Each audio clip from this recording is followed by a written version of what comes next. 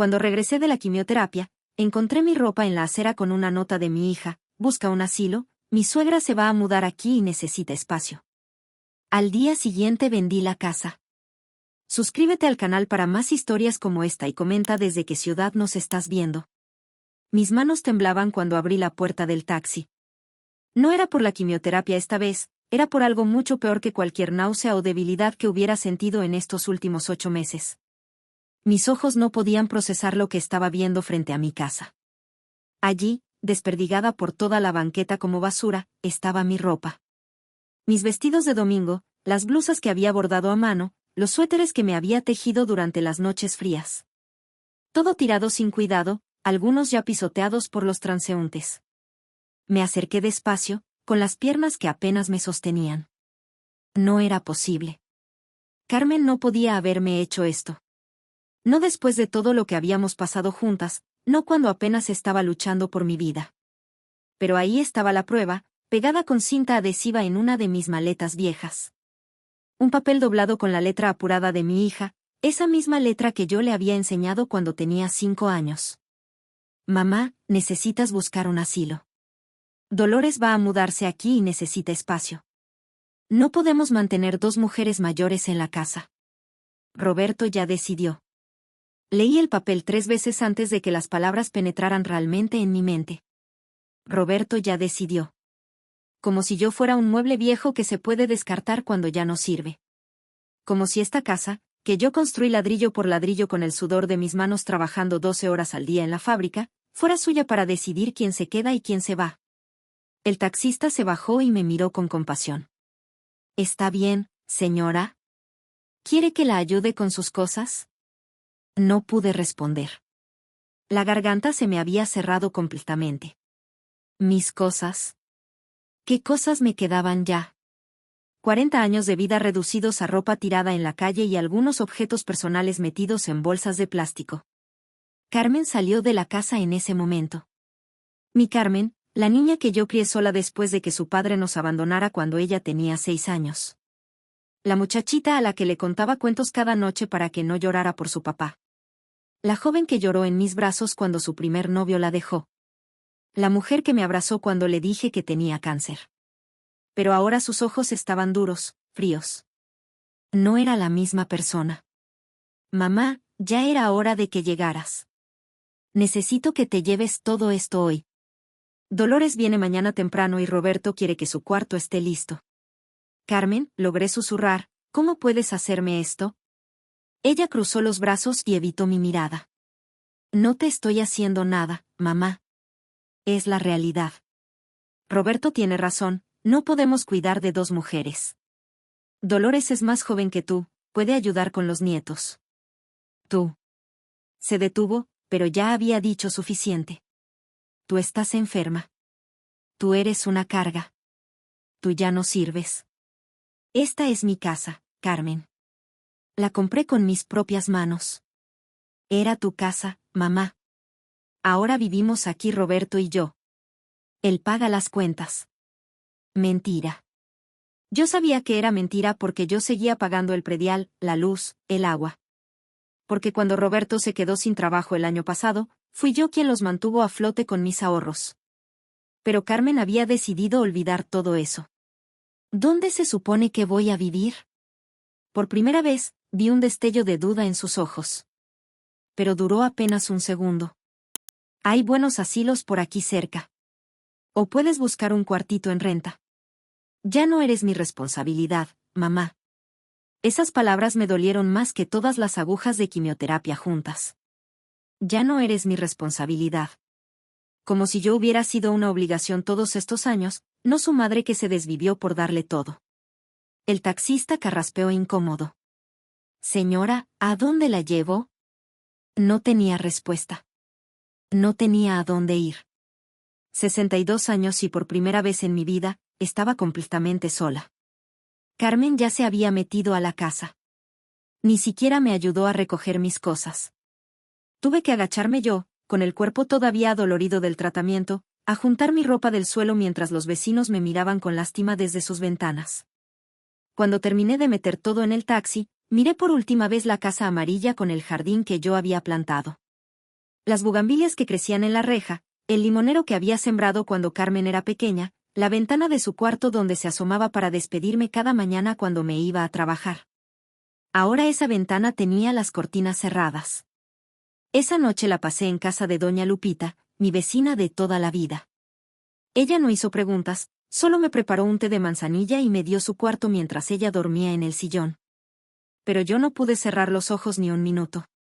Me quedé ahí acostada, mirando el techo que no era el mío, recordando. Recordando cuando compré esa casa hace 35 años. Tenía apenas 27 y Carmen era una niña de 6 que lloraba porque su papá se había ido con otra mujer más joven. Yo trabajaba en la fábrica textil desde las 5 de la mañana hasta las 6 de la tarde, y en las noches cosía uniformes escolares para ganar un dinero extra. Cada peso que ganaba lo dividía en 3, uno para la comida, otro para los gastos de Carmen, y el tercero lo guardaba religiosamente en una lata de café que escondía detrás de la estufa. Durante 5 años viví así. Sin comprarnos ropa nueva, sin salir a ningún lado, comiendo frijoles y tortillas casi todos los días. Pero cada mes que pasaba, la lata se llenaba un poco más. Hasta que finalmente tuve suficiente para el enganche de la casita amarilla en la colonia Doctores. Carmen no se acordaba de eso, claro. Para ella siempre habíamos vivido ahí. No recordaba las noches que me quedé despierta calculando si me alcanzaba para los materiales cuando decidí ampliar su cuarto. No recordaba que vendí mis únicos aretes de oro, los que me había regalado mi mamá antes de morir, para poder comprarle su vestido de graduación. Tampoco se acordaba de cuando enfermó de neumonía a los 12 años y tuve que pedir un préstamo para pagar el hospital. Trabajé turnos dobles durante 2 años para pagarlo, pero Carmen se curó. Eso era lo único que me importaba. La luz del amanecer apenas empezaba a colarse por la ventana cuando escuché que tocaron la puerta. Doña Lupita abrió y reconocí la voz de Carmen inmediatamente. Buenos días, doña Lupe. ¿Está aquí mi mamá? Necesito hablar con ella. Me levanté y me arreglé lo mejor que pude. Todavía me dolía todo el cuerpo y mi cabeza apenas tenía algunos mechones ralos después de la quimio, pero no iba a dejar que Carmen me viera derrotada. Salí a la sala y ahí estaba ella, con Roberto parado atrás como siempre. Él nunca hablaba conmigo directamente, siempre dejaba que Carmen dijera las cosas. Mamá, vengo por las llaves de la casa. ¿Para qué las quieres? Pues para poder cerrar bien cuando salgamos. Roberto dice que es peligroso dejar la casa abierta. La estudié por un momento. Seguía siendo hermosa, mi Carmen. Tenía 38 años pero se veía más joven. Su piel era suave porque nunca había trabajado bajo el sol como yo. Sus manos estaban cuidadas porque nunca había tenido que lavar ropa a mano o limpiar casas ajenas para sobrevivir. La casa no es tuya, Carmen. Roberto se aclaró la garganta. Señora Esperanza, con todo respeto, Carmen es su única hija. Es natural que ella herede la propiedad. ¿Heredar? Me reí, pero no había alegría en esa risa. ¿Ya me están enterrando? Carmen se puso roja. No es eso, mamá. Pero tú ya no vives ahí. Necesitamos hacer las cosas formales. ¿Formales? Que pongas la casa a mi nombre. Roberto habló con un abogado y dice que es muy fácil. Solo necesitas firmar unos papeles. Ahí estaba. La verdad finalmente salió. No me habían echado de la casa por mi bien, como Carmen había tratado de hacerme creer. Me habían echado porque querían quedarse con mi propiedad. Querían que yo firmara todo y después desapareciera de sus vidas para siempre. Doña Lupita, que había estado escuchando desde la cocina, salió secándose las manos con el delantal. Su cara mostraba la misma indignación que yo sentía. Carmen Delgado, le dijo con voz severa, ¿cómo puedes pedirle eso a tu madre? Esa casa la construyó ella solita, trabajando día y noche. Carmen levantó la barbilla con esa actitud desafiante que tenía desde niña cuando la regañaban. Usted no se meta, doña Lupe. Esto es asunto de familia. Familia, repetí en voz baja. ¿Sabes qué, Carmen? Tienes razón. Esto es asunto de familia. Y como es mi familia, voy a tomar una decisión familiar. Los miré a los dos, a Carmen con su cara expectante y a Roberto con esa sonrisa arrogante que siempre tenía cuando creía que se iba a salir con la suya. No voy a poner la casa a tu nombre.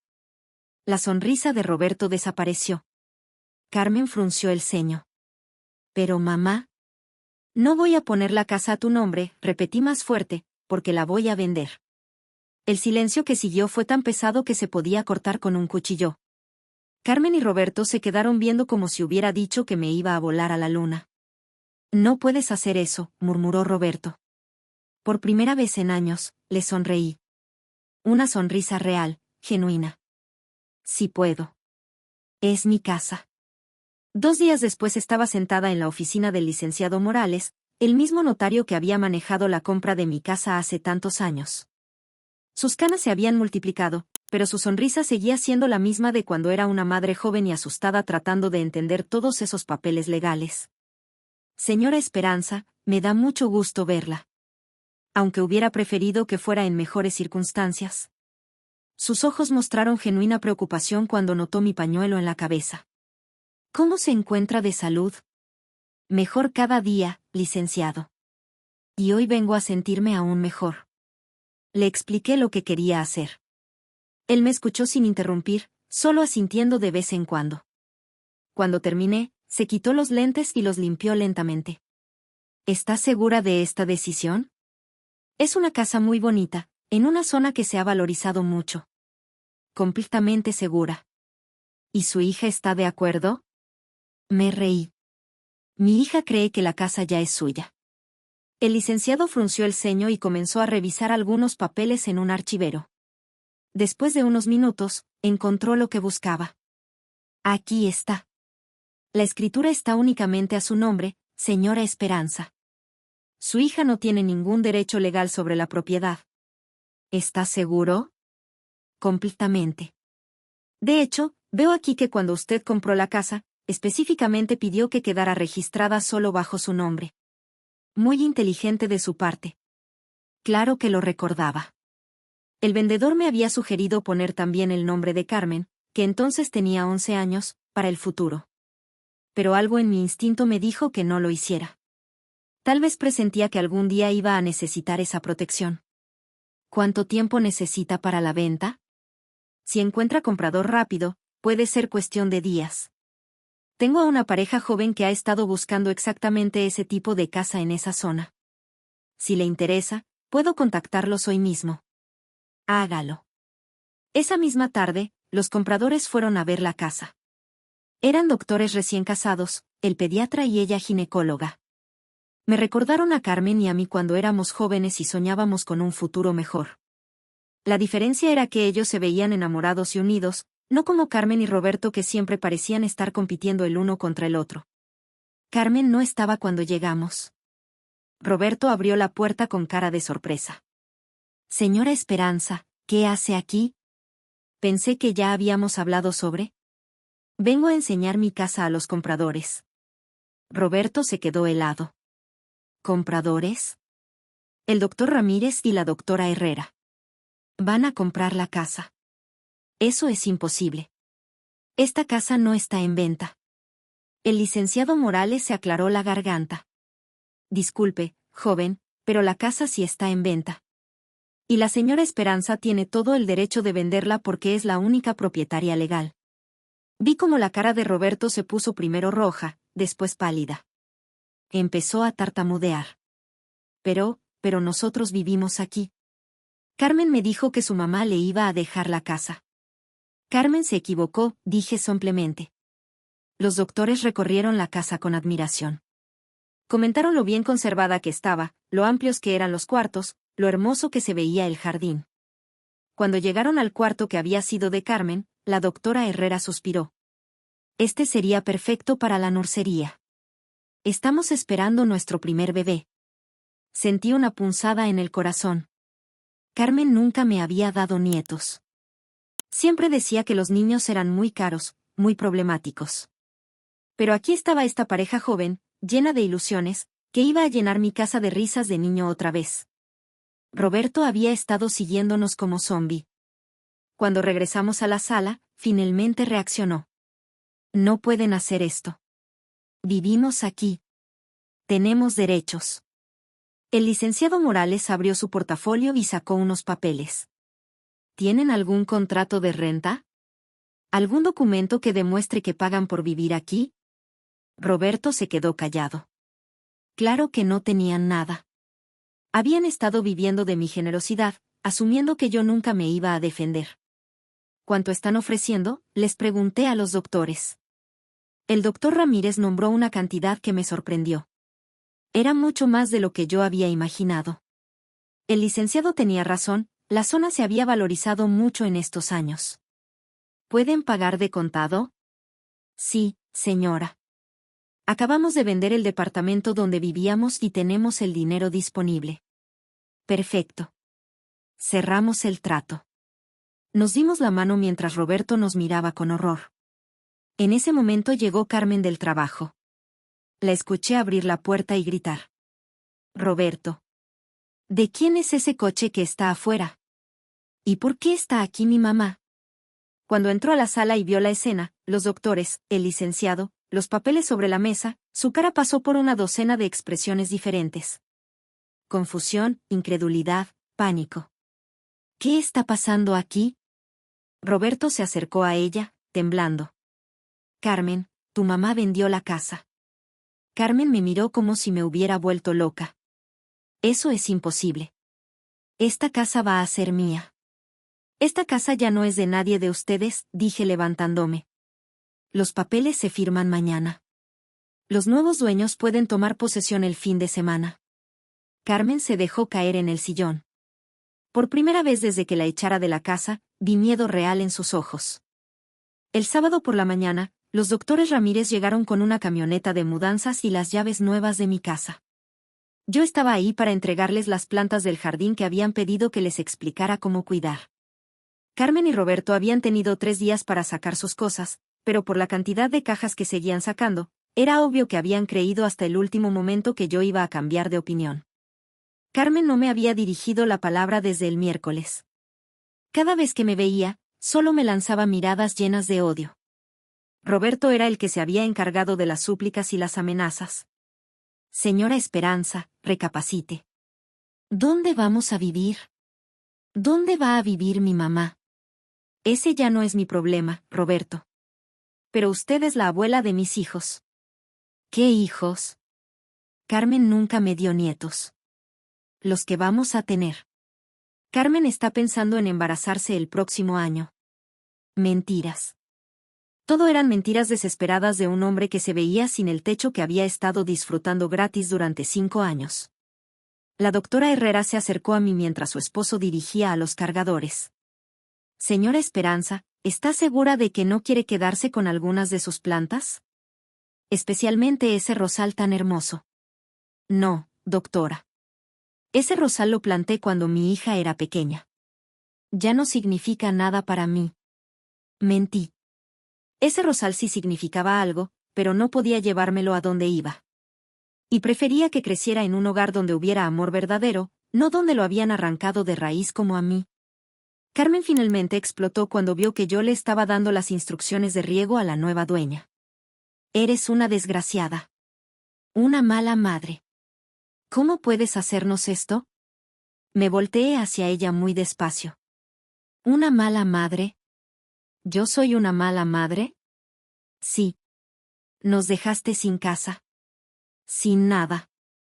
Carmen, tú me dejaste sin casa primero. Yo solo recuperé lo que era mío. Esa casa era de la familia. No. Esa casa era mía. La compré yo, la pagué yo, la mantuve yo. Ustedes solo vivieron en ella. Roberto se metió en la discusión. Pero nosotros pagábamos los gastos. ¿Cuáles gastos? ¿El predial que sigo pagando yo? ¿La luz que sale de mi cuenta bancaria? ¿El agua? ¿El gas? Los dos se quedaron callados porque sabían que tenía razón. Roberto había perdido su trabajo como vendedor de carros el año pasado y desde entonces había estado buscando nuevas oportunidades, mientras yo seguía manteniendo la casa. Carmen trabajaba de recepcionista, pero su sueldo apenas le alcanzaba para sus gastos personales y sus caprichos. Además, continué, ¿dónde está Dolores? ¿La famosa suegra que necesitaba mi cuarto? Carmen y Roberto se vieron entre ellos. Otra mentira descubierta. Dolores decidió quedarse con mi hermana, murmuró Roberto. Claro que decidió quedarse con tu hermana. Porque tu hermana no la echó de su casa para hacerle lugar a otra persona. Los doctores habían estado presenciando toda la escena con incomodidad visible. El doctor Ramírez se acercó. Señora, si necesitan más tiempo para... No necesitan más tiempo, dije firmemente. Ya tuvieron 3 días. Carmen empezó a llorar. No eran lágrimas de tristeza, eran lágrimas de rabia y frustración. Las mismas lágrimas que hacía de niña cuando no se salía con la suya. ¿Y ahora qué vamos a hacer? ¿Dónde vamos a vivir? Pueden rentar un departamento como cualquier pareja normal. ¿Con qué dinero? Roberto no tiene trabajo. Entonces que consiga uno. Roberto se puso rojo de la ira. Usted no entiende. El mercado está muy difícil. No hay trabajos. Hay trabajos, Roberto. Lo que no hay son trabajos que tú quieras hacer. Era cierto. Roberto se creía demasiado bueno para trabajos menores. No quería ser chofer, no quería trabajar en construcción, no quería ser vigilante. Quería un trabajo de oficina con aire acondicionado donde pudiera usar traje y sentirse importante. Mi mamá trabajó 12 horas diarias en una fábrica para comprar esta casa, le dije. Yo trabajé en lo que fuera necesario para mantenerla. Si realmente quieren una casa, van a tener que trabajar por ella como hicimos nosotras. Carmen se limpió las lágrimas con la manga. Mamá, por favor. Sé que estás enojada, pero esto es demasiado. Somos familia. La familia se apoya mutuamente, Carmen. La familia no abandona a sus miembros cuando más los necesitan. ¿Pero no te abandonamos? Solo queríamos que Dolores. Dolores que nunca llegó. Silencio. Mamá, Carmen cambió su táctica, hablando más suave. ¿Dónde estás viviendo? Al menos dime eso. No le contesté. La verdad era que había rentado un pequeño departamento en otra colonia, lejos de ahí. Tenía una recámara, una salita y una cocina diminuta, pero era mío. Nadie podía echarme, nadie podía decidir que ya no era bienvenida. ¿Estás en un asilo?, preguntó con voz pequeña. ¿Te importa? No me contestó, pero vi algo en sus ojos. Por primera vez estaba dando cuenta de que realmente me había perdido. Que esta vez no iba a poder arreglar las cosas con unas disculpas vacías y promesas que no pensaba cumplir. Los últimos muebles salieron de la casa a las 4 de la tarde. Carmen y Roberto se subieron a su coche viejo con sus maletas y cajas, sin tener idea de dónde iban a dormir esa noche. Antes de irse, Carmen bajó la ventanilla. Mamá, cuando te canses de vivir sola, llámame. Vamos a arreglar esto. Pero yo ya no estaba ahí para escucharla. Ya me había ido, caminando hacia mi nueva vida. 3 meses después, Carmen finalmente me encontró. Estaba regando las plantas de mi pequeño balcón cuando escuché que tocaron la puerta. A través de la mirilla vi su silueta familiar, pero se veía diferente. Más delgada, más cansada. Su ropa ya no era la de marca que acostumbraba usar. No abrí inmediatamente. Me quedé ahí parada, preguntándome si estaba lista para esta conversación. Sabía que eventualmente iba a llegar este momento, pero aún así me tomó por sorpresa. Mamá, sé que estás ahí. Vi tu sombra por la ventana. Su voz sonaba quebrada, sin la arrogancia de antes. Abrí la puerta pero no la invité a pasar. Carmen. Mamá. Se quedó ahí parada, mirando por encima de mi hombro hacia el interior del departamento.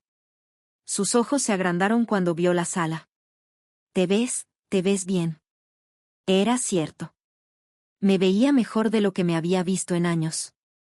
El cabello me había empezado a crecer después de la quimioterapia, ahora lo tenía corto pero espeso, plateado en lugar del castaño que me tenía antes, pero me gustaba. Me hacía ver distinguida. Había subido de peso y mi piel tenía color otra vez. Lo más importante, había recuperado algo que había perdido hacía mucho tiempo, la paz. ¿Puedo pasar? Lo pensé por un momento, después me hice a un lado. Carmen entró despacio, como si estuviera en territorio enemigo. Sus ojos recorrieron todo, el sillón nuevo color azul marino, La mesa de centro de madera que había comprado en un mercado de antigüedades, las cortinas blancas que dejaban entrar mucha luz, las plantas que llenaban cada rincón disponible. Está muy bonito, murmuró. Gracias. Se sentó en la orilla del sillón, como si no estuviera segura de que la fuera a dejar quedarse mucho tiempo. Tenía razón en estar nerviosa. ¿Cómo me encontraste? Doña Lupita. Le tuve que suplicar. Al principio no me quería decir nada, pero después le dije que necesitaba verte. ¿Por qué? Se le quebró la voz. Porque me di cuenta de que fui una hija terrible. No dije nada. Esperé. Roberto y yo nos estamos divorciando. Tampoco dije nada a eso. Resulta que todo este tiempo él había estado diciéndole a la gente que la casa ya era nuestra. Que tú le habías prometido heredársela a él cuando te murieras. Incluso había pedido un préstamo usando la casa como garantía. Ah. Ahí estaba la verdad finalmente. Roberto no solo había querido echarme para hacer lugar a su madre. Había querido apropiarse de mi propiedad para sus negocios. Cuando perdimos la casa, el banco empezó a buscarlo. Se hizo un escándalo horrible. Sus amigos se enteraron de que había mentido sobre todo. Perdió cualquier posibilidad de conseguir trabajo en la ciudad. Carmen se limpió los ojos con un pañuelo arrugado. Me culpó a mí. Dijo que yo era una inútil que no había sabido convencer a su propia madre. Que por mi culpa él se había quedado sin casa y sin futuro. ¿Y tú qué le dijiste? Al principio nada. Yo también estaba enojada contigo, mamá. Pensé que había sido cruel y vengativa. Se detuvo y me miró a los ojos. Pero después me puse a recordar todo lo que habías hecho por mí toda la vida, y me di cuenta de que la cruel había sido yo. Las lágrimas empezaron a correr por sus mejillas. Me acordé de cuando vendiste tus aretes de oro para comprarme el vestido de graduación. De cuando trabajaste 2 turnos para pagar mi carrera. De todas las veces que te pedí dinero prestado y nunca te pagué porque sabía que no me ibas a cobrar. Seguí sin decir nada. Roberto me dejó hace 2 semanas. Se fue con una muchacha que conoció en un bar. Una que sí tiene casa propia. ¿Dónde estás viviendo? En un cuartito que renté cerca de donde trabajo. Es muy pequeño y huele a humedad, pero es lo único que puedo pagar con mi sueldo. Se rió amargamente. Ahora sé lo que se siente tener que contar cada peso. Se levantó y se acercó a la ventana que daba al pequeño jardín interior del edificio. Mamá, sé que no tengo derecho a pedirte nada. Sé que fui la peor hija del mundo. Pero, ¿crees que algún día me puedas perdonar? Me levanté y me paré junto a ella. Afuera, una señora mayor estaba regando las flores del jardín común. Se veía tranquila, contenta. ¿Cómo me sentía yo ahora? Carmen, yo te perdoné hace mucho tiempo. Se volteó hacia mí con esperanza en los ojos. El perdón no es para ti, continué. Es para mí. Para poder seguir adelante sin cargar rencores. Entonces, ¿podemos intentar arreglar nuestra relación? La miré por un largo momento. Mi hija. La niña que había criado sola, a la que había amado incondicionalmente, por la que había sacrificado todo. Pero también la mujer que me había abandonado en el momento más difícil de mi vida, que me había echado de mi propia casa como si fuera basura. Carmen, ¿por qué realmente viniste aquí? ¿Cómo que por qué? ¿Por qué eres mi mamá y...? No. Dime la verdad. ¿Viniste porque realmente te arrepientes, o viniste porque Roberto te dejó y ahora necesitas que alguien te cuide? Se quedó callada. Su silencio fue toda la respuesta que necesitaba. Carmen, yo ya no soy la misma mujer que fui antes. La mujer que te daba todo sin pedir nada a cambio ya no existe. Mamá, por favor. Si quieres que tengamos algún tipo de relación, la interrumpí, va a ser bajo mis términos. Completamente bajo mis términos. Carmen se quedó inmóvil cuando le dije que cualquier relación futura sería bajo mis términos. Vi en su cara que estaba calculando, tratando de entender qué significaba eso exactamente para ella. ¿Qué términos?, preguntó cautelosamente. Me senté en mi sillón azul y la miré directamente a los ojos. Primero, nunca más vas a tomar decisiones sobre mi vida. No vas a opinar sobre dónde vivo, cómo gasto mi dinero, o qué hago con mi tiempo. Asintió rápidamente. Segundo, no más préstamos. No más ayuditas. No más emergencias que requieran que yo pague algo por ti. Su cara se puso tensa, pero siguió asintiendo. Tercero, nos vemos cuando yo quiera verarte. Si te llamo, vienes. Si no te llamo, no apareces aquí sin avisar. Pero mamá. No hay peros, Carmen. O aceptas estas condiciones, o te vas ahora mismo y no vuelves nunca.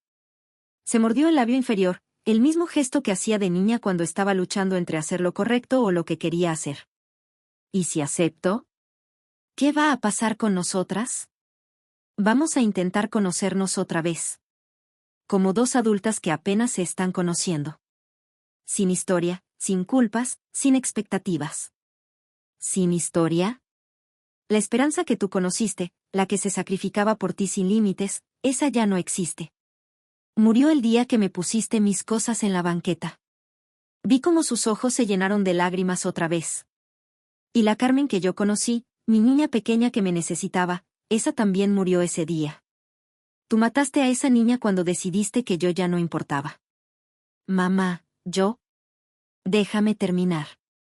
Me levanté y caminé hacia la ventana. Si quieres que seamos algo, va a ser algo completamente nuevo. Pero tienes que entender una cosa, yo ya no te necesito, Carmen. Aprendí a vivir sin ti estos últimos meses, y descubrí que puedo ser feliz sola. ¿Qué quieres decir? Me volteé hacia ella. Quiero decir que si decides irte ahora mismo, voy a estar bien. Ya no voy a pasar las noches llorando preguntándome qué hice mal como madre. Ya no voy a sentir culpa por no haberte dado más. Ya no voy a justificar tus errores diciéndome que fue mi culpa por malcriarte.